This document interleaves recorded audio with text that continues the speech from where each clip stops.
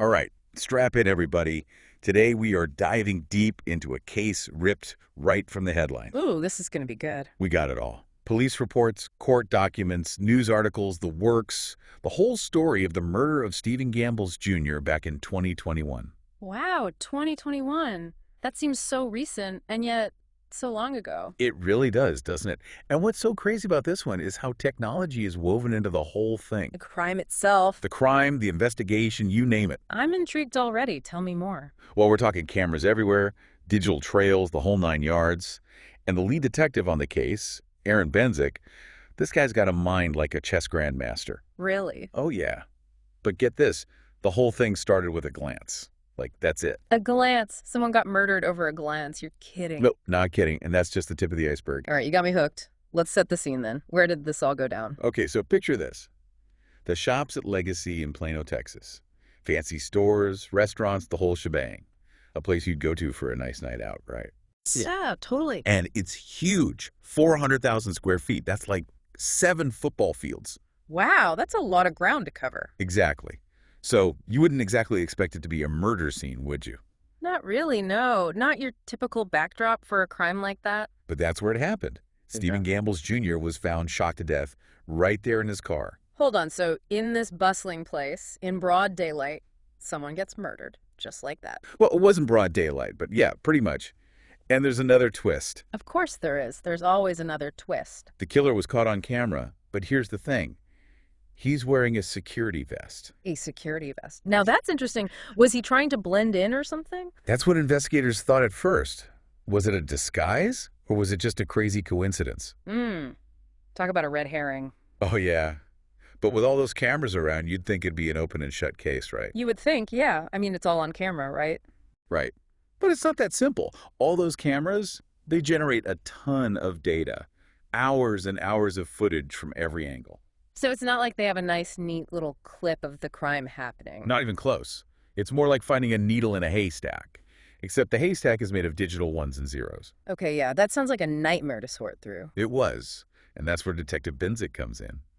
This guy is a true innovator. What? Like he invented some new tech to solve the case? Well, not quite.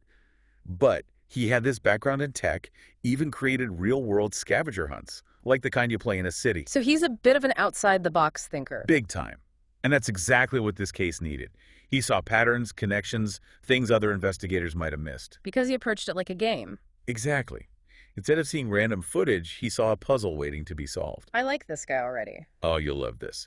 The first big break in the case came from a totally unexpected source. Hit me. A security guard Oh. who was committing time card fraud. Time card fraud. Wait, how does that even connect to murder? Well, this guard, he was supposed to be watching the cameras the night of the murder. But because he was fiddling with his time card, there were gaps in the surveillance coverage. Wow. Talk about a lucky break for the investigation, huh? You could say that. It's like something out of a movie, right? It really is. But okay, so we have a crime scene, a tech-savvy detective, a crooked security guard. What about the victim? Who was Stephen Gambles Jr.? Good question. He was a young guy, 32 years old, an entrepreneur and a photographer, out on a date the night he was killed. 32? That's way too young. It really is.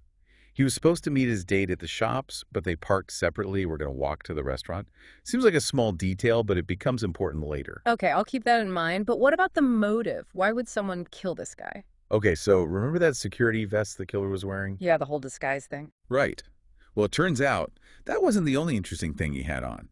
Hours before the murder, he was caught on camera wearing a Thrasher hoodie. You know, the skateboarding brand. Sure, I know Thrasher. Pretty popular. Exactly. And that little detail turned out to be huge for Detective Benzik.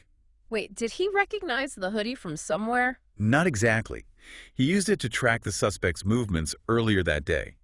The hoodie, along with other clues from the footage, led them right to the suspect's apartment building. So like a breadcrumb trail of clothing choices. Pretty much. Yeah. So they found their guy. His name was Jordan Jacobs. Okay, so we got the who and the where. Now for the why. What was Jacobs' motive? Here's where it gets wild.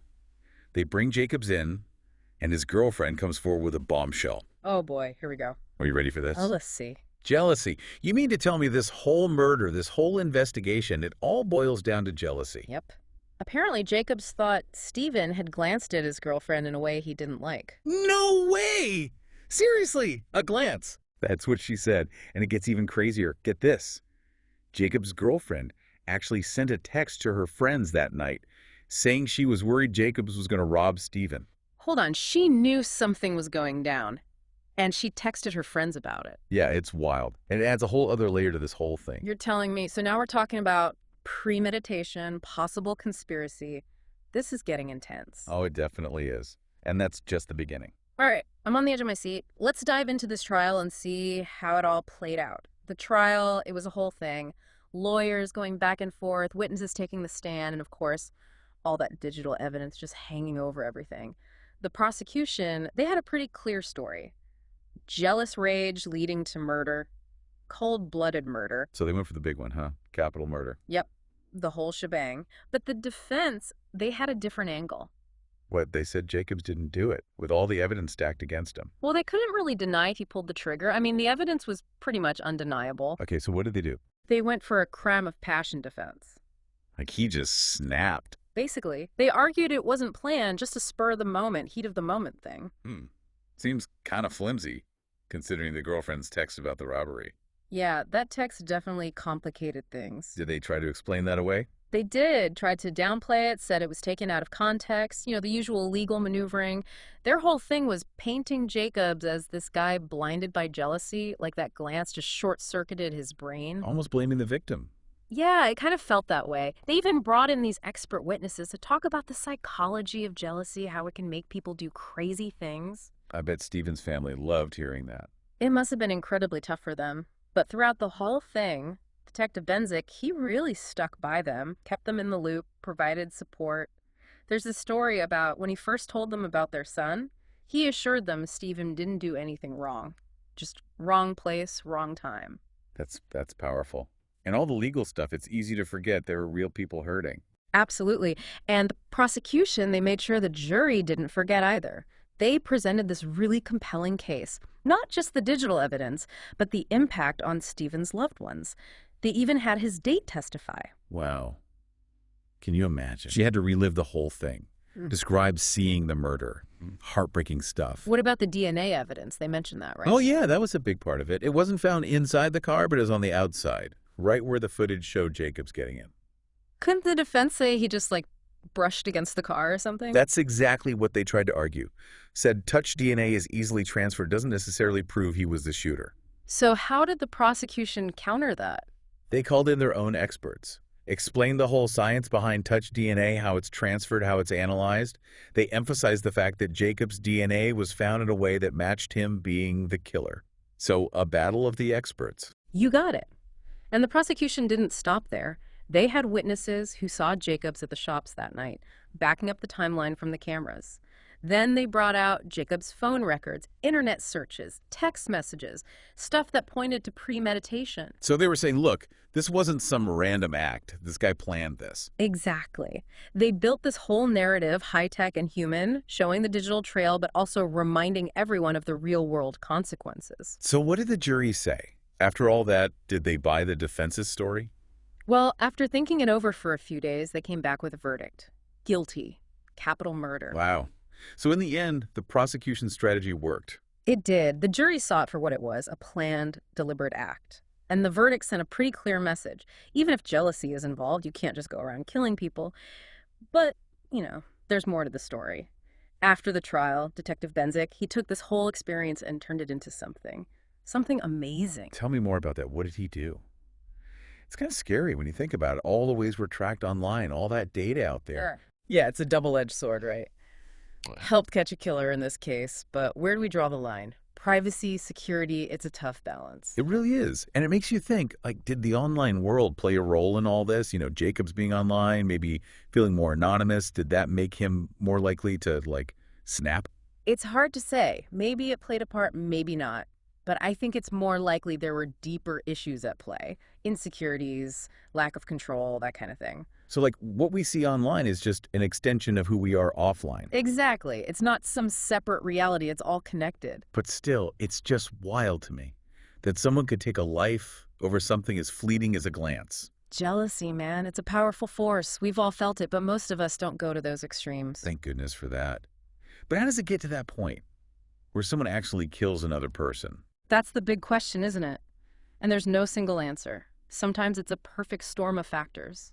Mental health, substance abuse, past violence. But sometimes it's something seemingly small. A bruised ego, a perceived threat. It's complicated. Makes you realize how fragile things are, you know? It does, and it makes you think, what can we do to prevent stuff like this from happening? Right, like what about Jacob's girlfriend? She knew something was off. Could she have stopped it? Tough to say. Maybe, maybe not. She might have been scared, didn't know what to do. True. But it makes you think about, like, being a bystander. You see something, should you say something? Always a good question. Sometimes speaking up can make a difference. Checking in on a friend who's struggling, reporting something suspicious, even small things can have a big impact.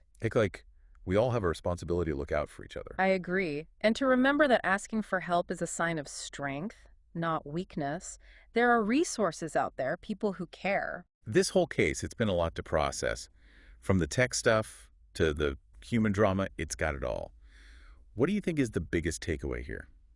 I think even with all the technology, all the data, it always comes back to us. Our choices, our connections, how we treat each other. That's what really matters. That's a good point. It's not just about the gadgets, it's about being human, being decent. Exactly.